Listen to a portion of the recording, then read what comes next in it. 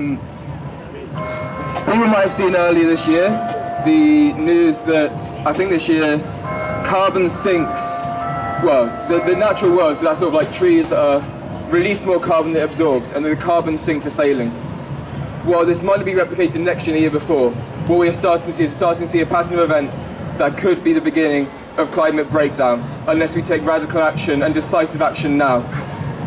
This action has to include all people.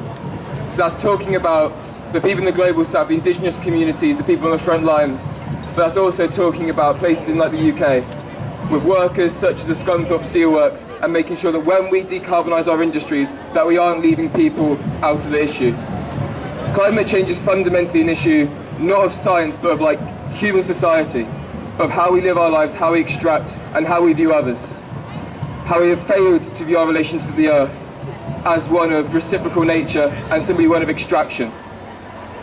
It's this same idea and this same disengagement that has allowed us to continue fueling all these wars, because we are not connected to those around us, not connected to the people that we see. The Palestinian cause and the climate cause are one and the same cause, to the cause of humanity. They're the cause of putting the earth, putting each other, putting our fellow humans before our own consumption.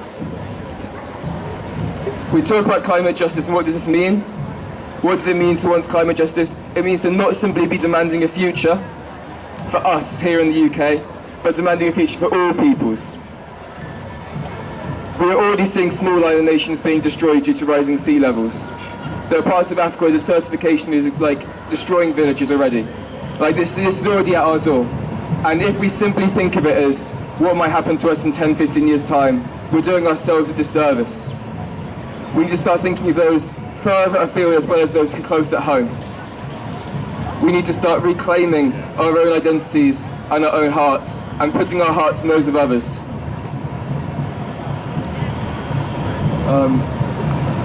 Locally, we'll have seen the announcement just 2 days ago that BAE Systems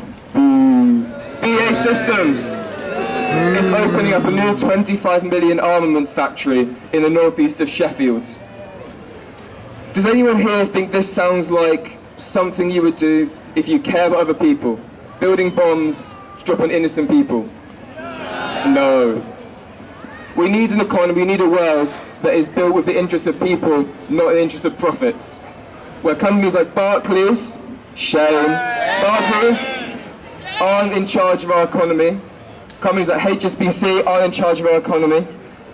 And institutions and companies like BAE Systems or Rolls-Royce are held accountable for what they do. Companies like BP. BP has recently been applying for extraction licenses off the Gaza coast. It is also the same company that's destroying land in Peru. The same company that in the Middle East is destroying land again and exploiting resources and leaving local communities with nothing. The issues of war, the issues of extraction, and the issues of injustice are all issues of climate justice, and they're all part of the one struggle against colonialism and the struggle against capitalism. We need climate justice now.